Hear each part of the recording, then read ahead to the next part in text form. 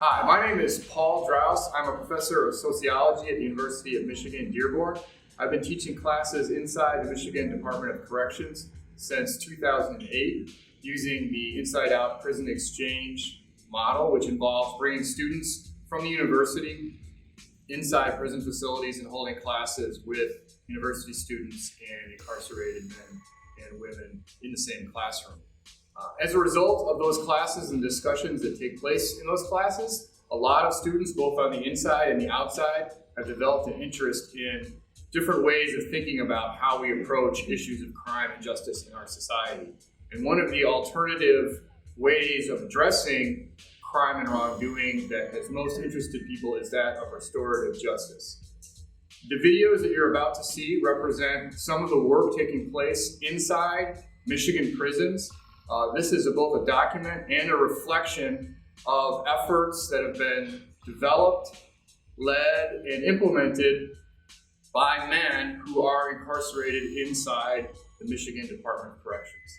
So I hope you enjoy what you're about to see, and thank you very much for your attention.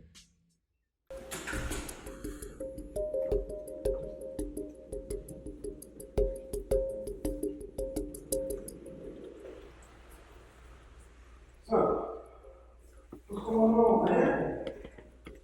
Man, I ain't expect to see you, man. Man, I ain't got nothing to say to you, man. I ain't seen you in 15 years, man. Man, where the CEO at, man? I got a ride, man. Gee, come here, man. As you know, my name is Daryl, and I will be co-facilitating this conference with Raheem. Thank you all for attending. I know that this is difficult for you, but your presence will help us deal with the matter that has brought us together. This is an opportunity for all of you to be involved in repairing the harm that has been done. This conference will focus on an incident that happened at the Detroit Reentry Center on May 5th, 2017, concerning G and his father, Mr. Young. It is important to understand that we will focus on G, on what G did and how that unacceptable behavior has affected others. We are not here to decide whether G is good or bad. We want to explore in what way people have been affected and hopefully work toward repairing the harm that has resulted. Does everyone understand this? Yes. G has admitted his part in the incident. I must tell you, that you do not have to participate in this conference and are free to leave at any time as anyone else. This matter, however, may be finalized if you participate in a positive manner and comply with the conference agreement. G, do you understand? Yes. All right, we'll start with G. G, what happened? Prior to me being in the world, I got locked up for violation of probation. What led to that was me losing my job, and I turned to criminal activity. I called it armed robbery, and I'm currently facing 4 to 6 months in DRC. Upon arriving at DRC, I ran into my father, Mr. Young, who I haven't seen in over 10 years. So I said some hurtful things to him, and that's what we're here today. Okay. What were you thinking about at the time? Actually, I was upset prior to my conviction, my violation of probation, and where I'm currently being housed at. So I was upset and angry, and to top it off, me running to my father made ice on the cake. And if you don't mind, can you share with us what you thought about since the incident? What I actually thought about was how I disrespected my father. I didn't give him a chance to open up to me or have a conversation with me, and I just feel like I should have handled it a different way. And I was hurt by it. Okay, and who do you think has been affected by your actions? I think my entire family is affected by my actions, but mainly my father, because he's the one that I took it out on verbally and neglected his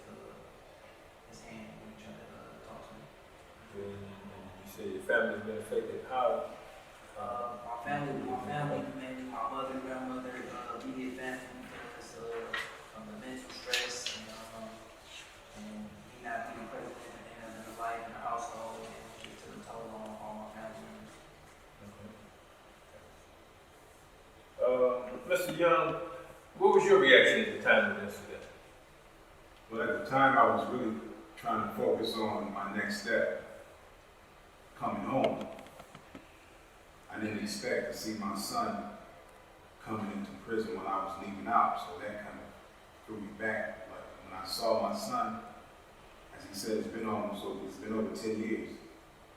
So I wanted to try as quickly as possible, just embrace him and really just, see where his head was and check his temperature. He rejected. How do you feel about what happened? I was devastated. That's my son. And to be rejected like that, it took me down. Mr. Young, what has been the hardest thing for you? The hardest thing that day was, it seemed like I was leaving prison and coming to prison at the same time. But also seeing my son, knowing that how he feels about me and not being able to do anything about it at that time.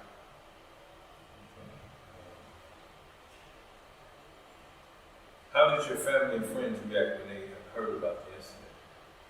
Well, the only person that I could share with immediately was my friend Rick, because he picked me up from prison. He knew when I got in the car that something wasn't right. There was no joy of being out. So I had to tell him what was going on. He's been there with me ever since. Let me ask you, Rick, what do you think when you heard about the incident? When I heard about the incident, I thought it was something tragic. Mr. Young was very sad his last week, right before he got out, to come back home to be with his family, to start experiencing life. But since he's been out, it's kind of taken a reverse. He's been very down, although he probably doesn't want to admit it. I feel like he's felt a little bit of guilt because he was locked up for 10, 15 years, not really able to be in his son's life. And his son is almost like a mirror, where he's seen him make the same mistakes, he coming back and going to prison. So there's a lot of different layers to it. How do you feel about what happened? I feel sad. I feel sad because Mr. Young, at the same time, is experiencing great joy of getting out and taking back his life, but at the same time, he's also not able to share some of the time with his son. So it's sad. What has been the hardest thing for you? The hardest thing for me is not being able to help it, seeing the situation, but there's nothing that I possibly do to change any of the circumstances. What do you think are the main issues? I think the main issues are communication. Mr. Young did not have the greatest communication with someone who was in prison, and because of that breakdown in communication, when his son was entering, they never really were on the same page. So I think with this family group conference being open up those lanes of communication, it will be difficult. Mr. Kareem, this has been difficult for you, hasn't it? Yes, it has. Would you like to tell us about Well, anytime you see, father and son not getting along, it's a terrible thing in our society nowadays. it? What did you think about when you heard about the incident, when you first heard about it? I was very shocked and surprised at the irony. What's the chances of something like that happening, at that particular time? One coming in and one going out, the odds against that are slim. I was very shocked and surprised to hear it. How do you feel about what happened? so sad and hurt by it also, because you have too many fatherless children out there, you know, and just to hear it, you know, adds to the statistic. It really hurt hearing that. And if you don't mind, can you share with us what has been the hardest thing for you? Well, I'm a prisoner Deterrent program facilitator, and I've had many opportunities to talk with G one-on-one, and I watch him go through this emotional roller coaster ride from anger to pain to hurt, and several times I have to talk him off the cliff, tell him it's gonna be all right. So that's been very difficult trying to hold him together. And so, that being the case, what do you think are the main issues here today in this situation? Well, respect and lack thereof, communication, and the absence,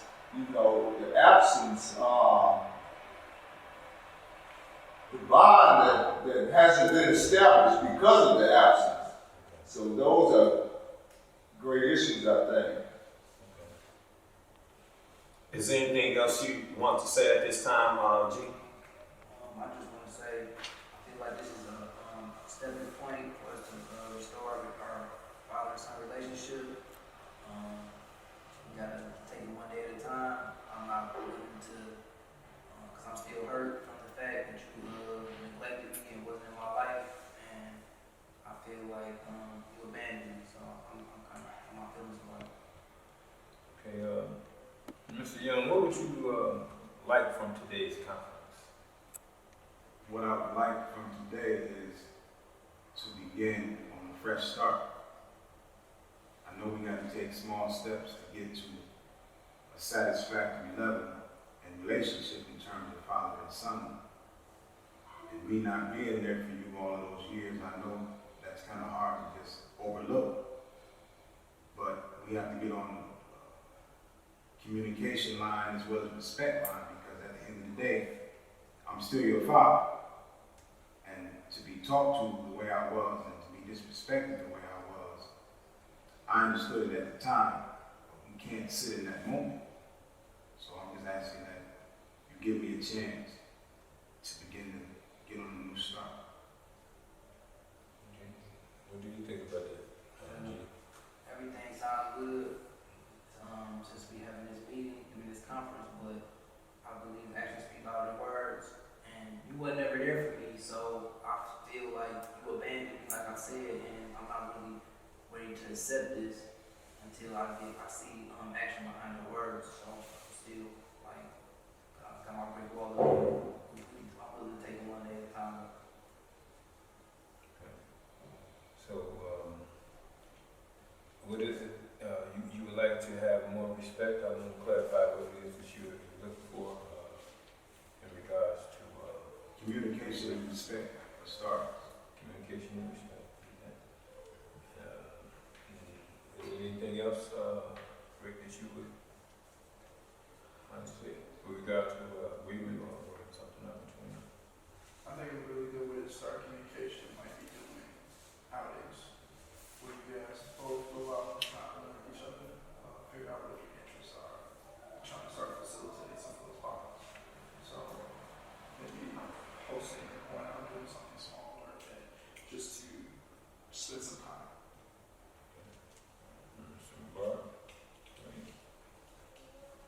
Anything, but they're working out their agreement, is something that you had to say? No, it sounds good. This is starting in the right direction. Okay. Because you have to start somewhere, and I appreciate us coming together and trying to mend these two. Because when they hurt, we hurt. Okay, because, and I just want to take this opportunity before we close the conference. We're going to write up the agreement, and the agreement was that you wanted to spend some time with him, but you wanted to be respected by him, and you have agreed to that? I agree. Okay, and you also mentioned about taking your time, and that was Okay, with you, Mr. Youngster? Okay, we're gonna put everything in writing. We want to formalize the agreement, and that we're gonna have some refreshments after the conference, after this year is over. But I want you two to stick around so that you can sign the agreement. And I'm going to basically conclude. Anybody have anything else to say before we close? Get an opportunity. Okay. Well, thank you for your contributions to dealing with this difficult matter. Congratulations on the way that you have worked through the issues. Please help yourself to some refreshments while I prepare the agreement for you all. Is that okay? All right. Thank you all. Appreciate it. So, G, could you tell me why did you want to be a part of the Restorative Justice conference? The reason why I want to be a part of Restorative Justice is because I wanted to repair the damaged relationships towards my family and loved ones, and I wanted to take the time to take responsibility for my actions. Okay. How do you feel that your actions have affected the people in your family? I think it had a negative effect towards my family because I'm being dependent upon my family for financial purposes such as money, being locked up, they mentally stressed and tired, just the roller coaster I've been going through, and I just feel like I took a toll on my family. Okay. And by being a part of the conference, what do you think is the benefit of that is going to be in the future? Actually, I believe it's going to be a positive benefit because I'm building structure and I'm reestablishing connection to my family before entering back into society. Restorative justice offers a very effective tool in the family reunification process. Family reunification is to bring back together the family which has been divided or torn apart. We all are here by some actions that led us here, and our actions are a direct result of hurting someone in our family. Family reunification also helps reduce recidivism rate. With strong love, support, and trusted family members, you are less likely to commit a crime or reoffend because your actions will affect not only yourself, but those who love and care about you.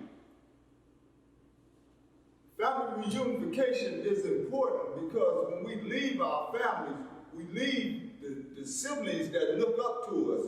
We leave our mothers that need our help. We leave the lady next door who need us to carry their groceries in. We hurt our family as well as our community by our absence.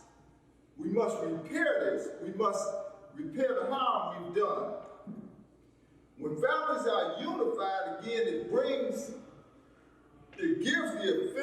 the offender accountability and regaining his trust from his family. Not only trust, his respect. Don't walk out of prison the same person you were when you came in. Make amends, give a fresh start. Let your loved ones see and know that you have changed and you are willing to be the man and the leader of your family. The Michigan Department of Correction and the International Institute of Restorative Practices are playing their part in healing our communities, and only a fool would not take advantage of the Restorative Justice family reunification process. We thank the MDOC and the Ward for making their efforts into bringing healing to our society. Because when we heal our families, we heal our communities. And we heal our communities, we heal the whole world. Thank you. Good evening. Good evening. Something very exciting is happening here. We have a system of justice that has in large part failed the community as well as the offender. There is a 10-point comparison and contrast that I want to show so you would understand what restorative justice is all about as opposed to the traditional criminal justice system that we've been under. Violations against the system is the way the system is set up today, the way criminal justice is really carried forth. And this is crime against the state. You often hear about the people versus so-and-so, so-and-so, and it's kind of abstract where it's not really personal enough for other people in the community. The harm, in contrast, the restorative justice deals with the harm done to a person or the community. 2, establish blame as guilt is what the criminal justice system is set up to do right now. Not solving problems as restorative justice does, and it repairs the harm that is done. 3, the victim is largely ignored. I mean, when some crimes of violence, they get a chance to give victims impact statements, but for large part, they're ignored, especially when it comes to the sentencing or the punishment or what is to be done in healing. In fact, there's no healing really considered. It's just retribution. The victims in the restorative justice have rights and needs that are fully recognized in restorative justice. 4, the offender is basically passive. In fact, he's encouraged not to say anything. You have a right to remain silent, and anything you say can and will be used against you, and so forth. Then you have a right not to even get up and testify. In restorative justice, the offender is encouraged to take responsibility, because that's the only way healing can take place. 5, accountability is punishment under the current system of justice that we have. But accountability is demonstrating sympathy and helping to repair the harm done under the restorative justice system. 6, the focus is on the offender's past behavior. Whereas in restorative justice, the focus is upon the harmful consequences of the offender's behavior. 7, the stigma of crime is largely unremovable. You know, how often have you heard, you're a felon. You can't get this job, you can't go this place, you can't do this, in other words, you're a second-class citizen for the rest of your life. But in restorative justice, the stigma is removed through the appropriate actions of the offender. How he engaged the community or the people that he's harmed, or both, into healing and resolving the problem so it'll never happen again. 8, little encouragement for repentance is given under the current criminal justice system. I mean, you might have to, after you did the time, parole, and you'll go through that thing as a way of being perfunctory. I got to go through the motions so they give me a parole. But repentance is encouraged and forgiveness is possible under restorative justice. 9, the criminal justice system today depends on professionals for justice. People usually far removed from the harm or acts that was committed. Whereas restorative justice relies instead upon a direct involvement of those who have been affected by the offender's actions, which could be his family, which could be the community, which could be other individuals, his neighbors. The direct involvement where they have some say-so on how this can be rectified or how the healing process can begin. And 10, the criminal justice system today is strictly rational.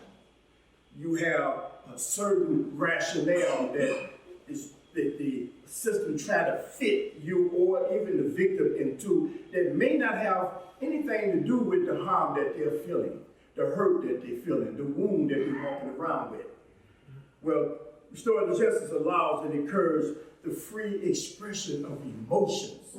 That's human. You're not just all rational. We're not robots.